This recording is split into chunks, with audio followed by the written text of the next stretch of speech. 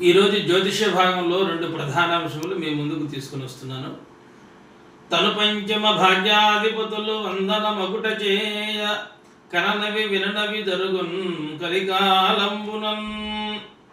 జ్యోతిష్య శాస్త్రంలో పరిశీలన విషయానికి వచ్చినట్లయితే జ్యోతిష్య భాగంలో 1, 5, 9 స్థానాన్ని చాలా ప్రధానంగా తీసుకోవాలి.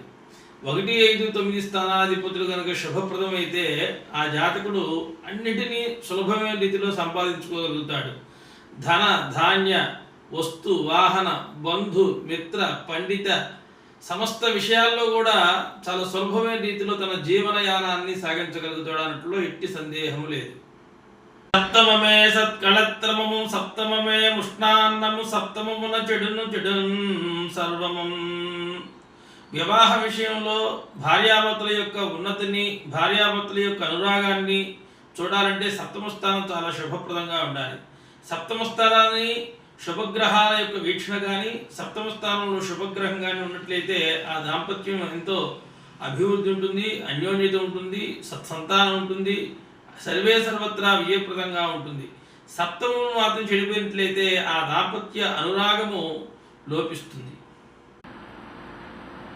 కన్యక నామ నక్షత్రంబు మొదలుగా పురుషుని నక్షత్రమెంచు వరకు మెందగా నాతుల 10 13 16 తోరంబుగ 20 21 అయినను ఇవ్వవలదు. భయము మరణంబు రోగంబు బంధనంబు గాత్ర వైరంబు సుతహాని కలుగుచుండు. స్త్రీ నక్షత్రం నుండి పురుష నక్షత్రం వరకు లెక్కించగా 10 13 16 20 21 అయినను ఆ కన్యను ఆ వరుణుకు ఇవ్వకూడదని ధర్మశాస్త్రము.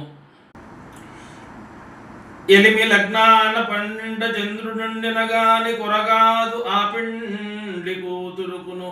4 ఉండిన నాతి బంధు ప్రీతి 5 పుత్రుల అర్ధిగలను. పరగ 6 పాయని వైరంబు సరవి 7 సంపద 10 కనారోగ్యంబు 8 మృత్యువు ఇరువురుకును. 10 ధనధాన్య పుత్ర సంపదను చేయు 11 భోగియో పండితేంద్ర. వివాహ లగ్నానికి జన్మలో కానీ 12 కానీ 6 కానీ 8 కానీ చంద్రుడు ఉండకూడదని ధర్మశాస్త్రము.